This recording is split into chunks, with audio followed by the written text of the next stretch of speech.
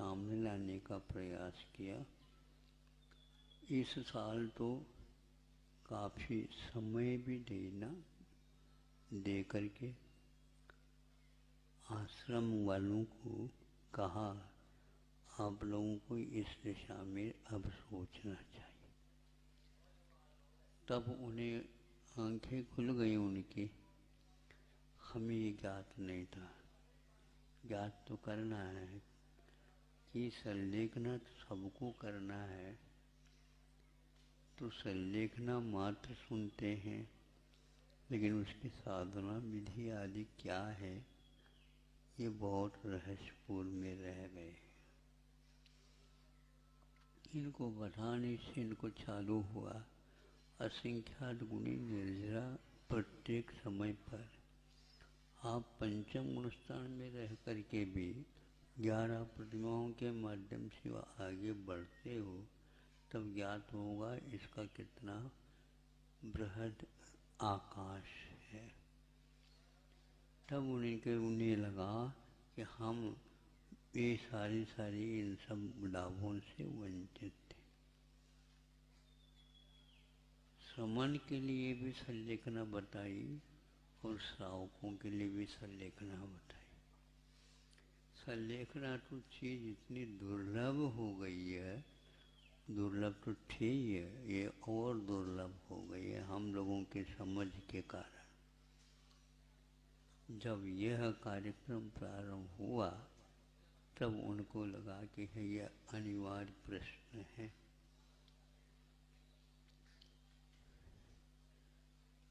मात्र शरीर को छोड़ने का नाम संलेखना नहीं है।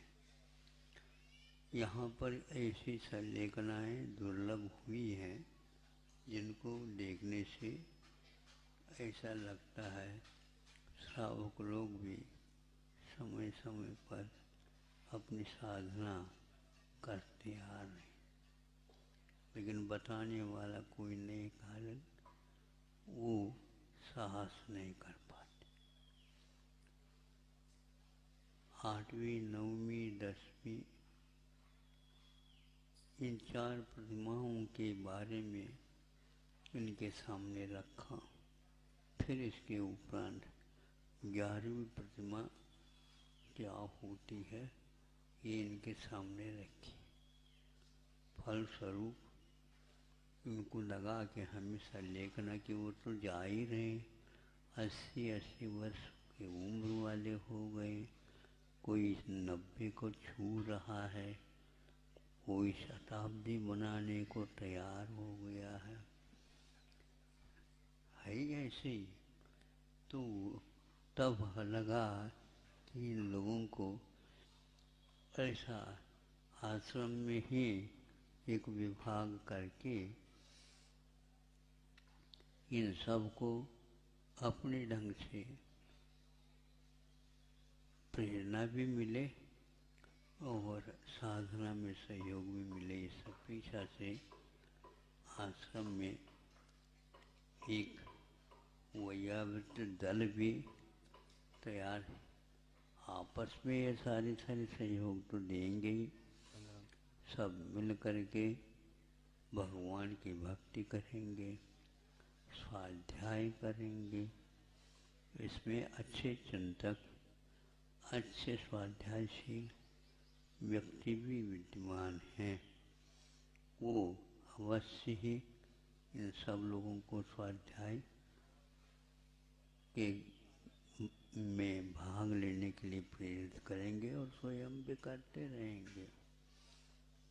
इसके साथ जो इनकी परिचर्या के लिए 4-5 और जो वृत्ति है उनको प्रेरित की है, ताकि वे भी अपने जीवन के लक्ष्य को बनाते हुए इनकी सेवा आदि करते रहे। इस प्रकार आज गृहतो मुनिवनं यत्वा गुरूपकंठे व्रतानि संगृह्य भैक्षासनस्तपस्यन्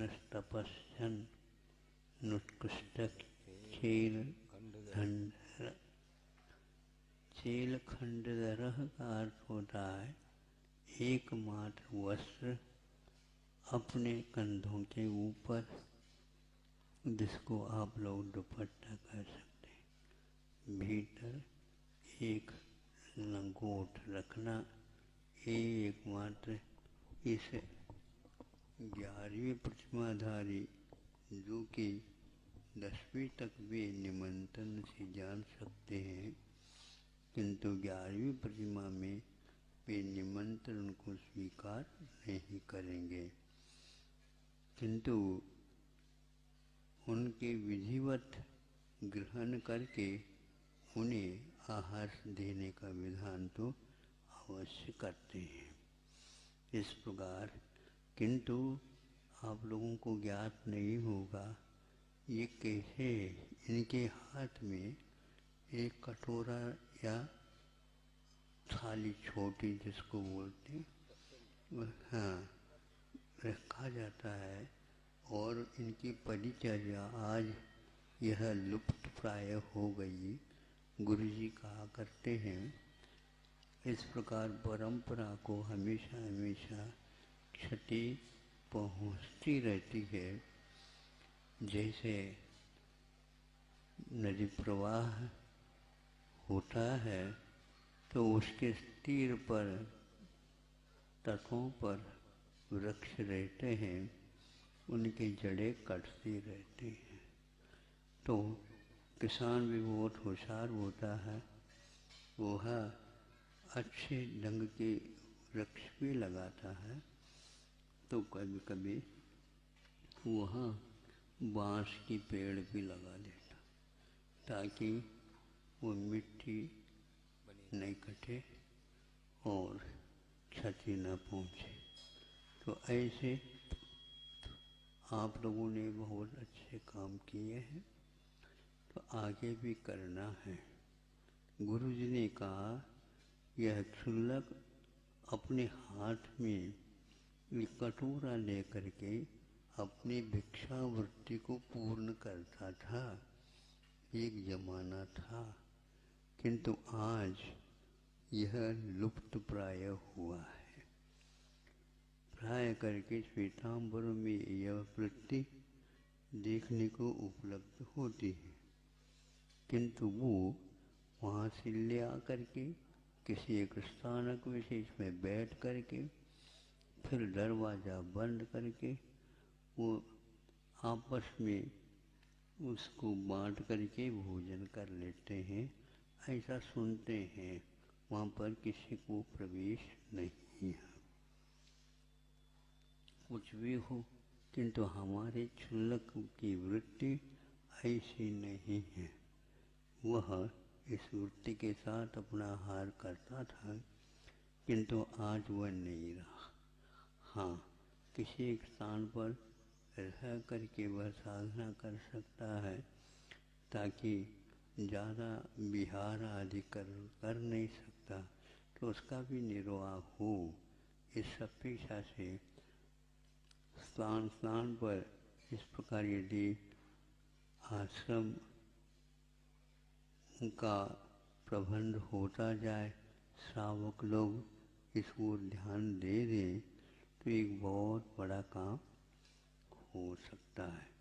अस्तु व्रतानि संग्रह्य, यह 11 प्रतिमा तक व्रतों को ग्रहण कर लेते हैं। 12 व्रतों को सुरक्षित एवं सुदृढ़ बनाते हुए 11 प्रतिमा तक पहुँच जाते हैं। फिर 12वीं प्रतिमा तो मुनियों के लिए ही होती है। इस प्रकार गृहतो मुनियों निमित्ता कि मुनि लोग आचार्य महाराज संघ के साथ जा रहते हैं। उस संघ में जाकर के यह अपने आप को नियुक्तिकरण कर देता है और यह भिक्षावृत्ति के साथ ही अपने जीवन व्यापन करता है। एक और भी आता है जो वह एक प्रकार से पद नहीं माना जाता, लेकिन फिर भी औपचारिक रूप में लिया जाता है। यह आगे यदि कोई गुह्य स्थानों में कमियां हो तो उनको दिगंबरी दीक्षा न दे करके देते हैं, लेकिन वह चर्या के समय पर पुनः पूर्ण दूर करके उस चर्या के समय पर लंगोटे लगा करके वो चला जाता है। पुनः वो जंगल में जा करके उसको खोल करके साधना करता रहता है। ये औपचारिक है, किंतु करता है वह केशरोच भी करता है और एक प्रकार से इस प्रकार पर का भी निर्वाह करता है।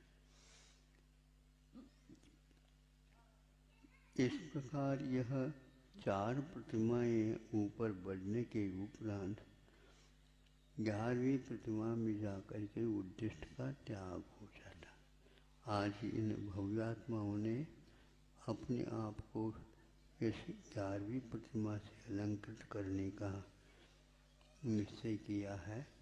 यह आप लोगों को भी सुन करके आनंद का अनुभव कराने वाला होगा। आगे संक्षेप से इनको संस्कारित करने का उपाय के लिए कहीं न कहीं यह पाठ तो बनाए गए हैं और इसी प्रकार इस संस्कार विधि को उन्होंने यहाँ पर उतारा है। उसके संस्कार के साथ आज इस कार्यक्रम को हम संपूर्ण करते हैं।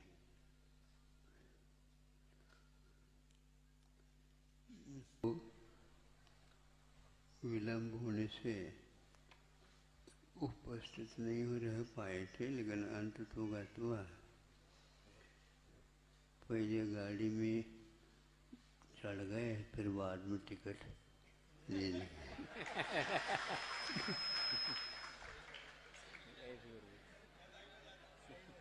ऐसा कभी कभी हो जाता है। गाड़ी वालों को भी कभी कभी 4-5 मिनट बहाना करके गाड़ी को रोकना ही पड़ता है और वह विलंब वाला उसमें बैठ करके अपना काम कर लेता है। उनका पुण्य था इसलिए हुआ। और भी कई लोगों ने भावना भाई है, उनकी भावना भी पूर्ण हो, इन्हीं भावनाओं के साथ आज का यह कार्यक्रम वैसे संपन्न हो गया है। वस्त्रों का परिवर्तन आपके सामने शेष है। ये 2 दुपट्टा है पहन रखा है, उसको उतार करके उसके स्थान पर एक चेल खंडधरा है। वह खंडधरा का अर्थ होता है अखंड रहता है, उसको किसी भी प्रकार से सुई धागा से सिया नहीं जाता। और नीचे का लंगोट भी इसी प्रकार का रहता है। इन 2 को रख कर के बाकी सभी वस्त्रों का उपयोग नहीं करेंगे। संभव है ऋतुमान के अनुसार सर्दी के समय पर वृद्ध होने के नाते यह ऊपर का दुपट्टा खेस के रूप में परिवर्तित किया जा सकता है। पूछताछ करके करें। आगे दीक्षा की बात करते हो, वहाँ पर कुछ भी नहीं मिलेगा। इसमें धीरे धीरे बहुत कमियां आती जा रही है। आप लोग कभी भी अब सवार में नहीं बैठेंगे, सवारी नहीं करेंगे, न हाथी घोड़े आदि, न ही साइकिल आदि या कार आदि। घर में बहुत कुछ था, उसको याद कर सकते 12 भावनाओं के माध्यम से।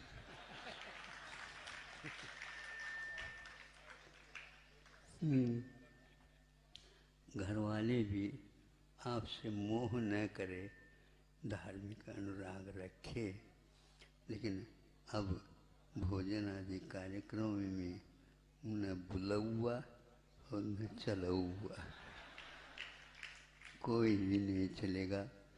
अब ये निर्विकल्प होकर के ही अपनी आहार की चर्या करेंगे, किंतु प्रत्येक पल वे अपनी साधना की ओर दृष्टि रखेंगे।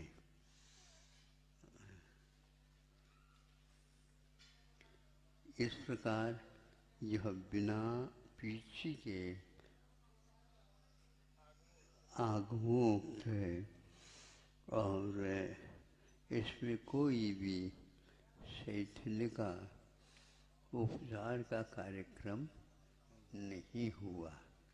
इसलिए हमें भी बार बार सोचना था और उनकी मांग को भी पूर्ण करने के लिए सोचता था, लेकिन एक बार साहस करके, साहस तो नहीं है किंतु आगम के अनुरूप चलने का एक निश्चय अपने को इस कदम के साथ आगे बढ़ाना ही होगा।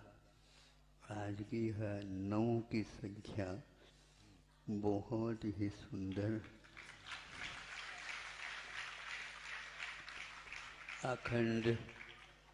अखंड संख्या है और चाहते तो 5 की ही थी। रुकती बढ़ते ग्राहक आते हैं तो वो 9 पर जाकर के रुक गई। 9 तारीख भी है और आज गुरु जी की पुण्यतिथि भी है और सिद्धोदय सिद्ध क्षेत्र में पंच कल्याणक भी होने जा रहा है और आगे और क्या क्या होगा ये तो प्रभु जी के ज्ञान में है, हम ज़्यादा कुछ नहीं कह सकते। ये कार्य और गुरु जी की कृपा से होना था सो हो गया। मुझे इतना ही एक प्रकार से संतोष है, प्रसन्नता है, हमने ये कार्य आगम के अनुकूल किया है, आचार्य परंपरा के अनुरूप ये कार्य संपन्न हुआ है। यह इतिहास और परंपरा के लिए गौरव का विषय। विषम परिस्थितियों में भी यह कार्य हुआ है। यह मात्र गुरु जी उन्होंने वृद्धावस्था में ये सब कार्य किए थे। हम इस इतनी अवस्था में भी नहीं कर पा रहे। यह उनकी दृढ़ता, शासन के प्रति समर्पण, जिस किसी के व्यक्ति की बात को सुन करके अपने पैरों को पीछे जाने के बारे में इशारा,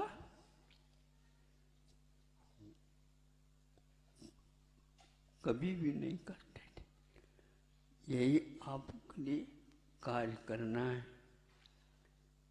संघ को गुरुकुल बनाना, ये तो बनाने का कार्य तो उनका, हम तो एकमात्र उसके सहयोगी भी नहीं, हित चिंतक भर है। करना तो आपको ही है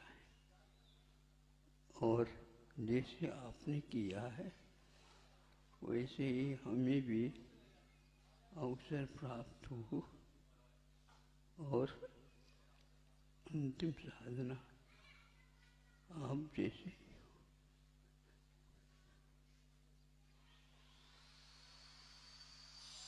बाकी सभी आप लोगों को 1 महीने तक लगातार यह प्रतिमा विज्ञान के बारे में बताया है। इन सारे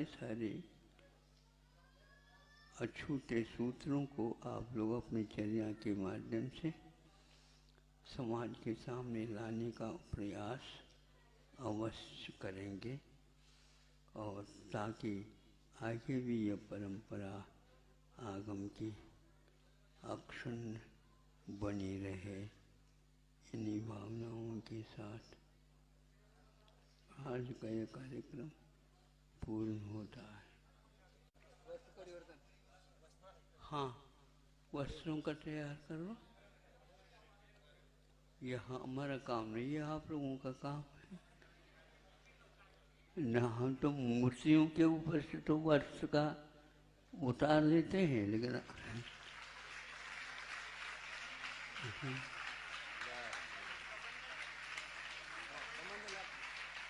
हाँ दे सकते हैं तो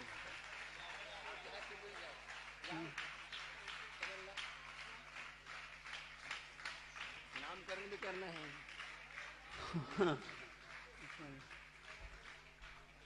हाँ महाराज जी आगे आप बोल दो ना उपकरण। हाँ सुनो, उसका बोल दो आप। उपकरण तो इन लोगों के वस्त्र के स्थान पर परिवर्तित हो गए हैं। कमंडलू और पहले तो इनके हम नाम लेकर करते हैं ताकि उसी नाम के अनुसार आप आते चले जाएं। हाँ, सर्वप्रथम लोहारिया जी, अब ये नाम तो रहेगा नहीं, लेकिन फिर भी परिचय के लिए कह रहा हूँ। यह है, इनको अब आगे स्वाध्याय सागर के नाम से कहेंगे। सुल्लक श्री स्वाध्याय सागर जी महाराज की। दूसरे बांसवाड़े वाले कहलाते हैं, राजस्थान के मालवा में आकर के अपना कार्य कर रहे हैं। ये पहले शांति कुमार के नाम से प्रसिद्ध थे।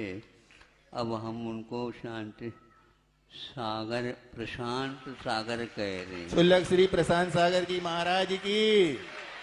अब ये ताराचंद जी शिक्षक थे।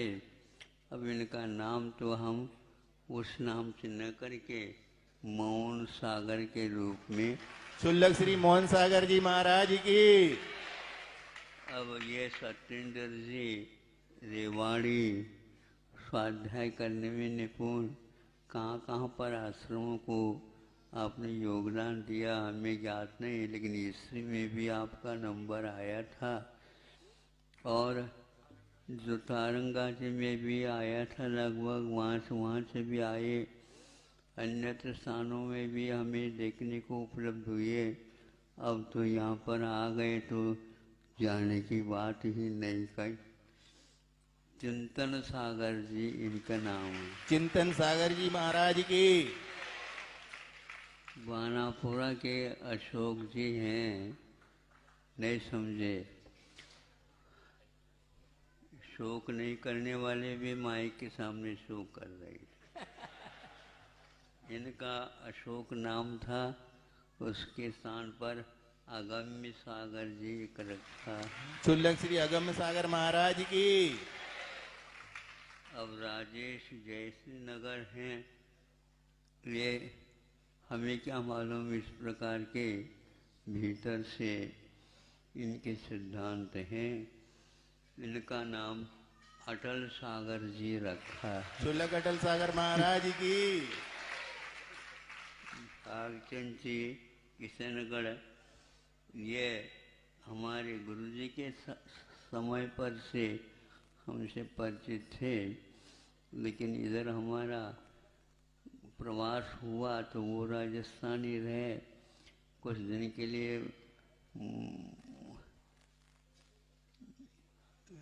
आसाम वगैरह में भी चले गए, सुनते थे। और अभी भैया इनको पैसे का चक्कर तो है, इसलिए आसाम जाना ही पड़ेगा। लेकिन योग से ये वापिस लौटे और यह आश्रम का उन्हें सहयोग मिला। उनका नाम वैराग्य सागर जी है। तो लग वैराग्य सागर महाराज की।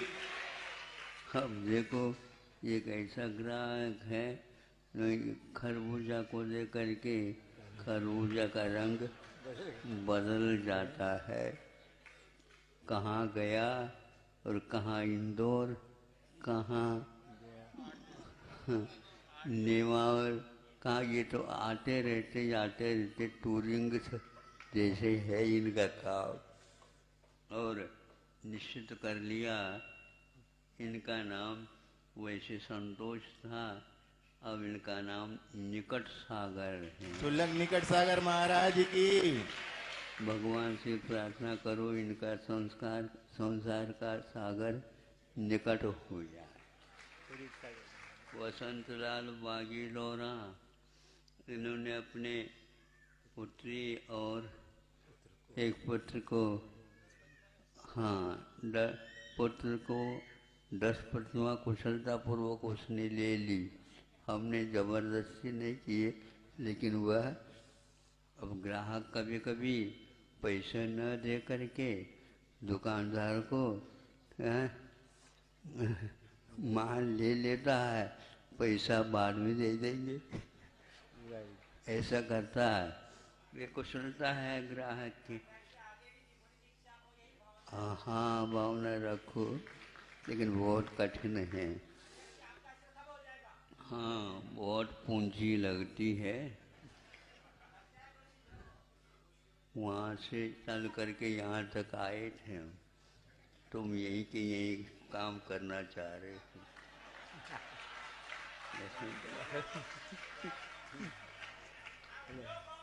आओ, गुरुजी ने हमें कुछ कहा ही नहीं था, इनकी भाषा समझना ही मुश्किल था। यद्यपि गुरु को कई लोग पहचानते हैं, हम ही नहीं पहचान पाए। ये कैसे पहचानते हो आप देख लो।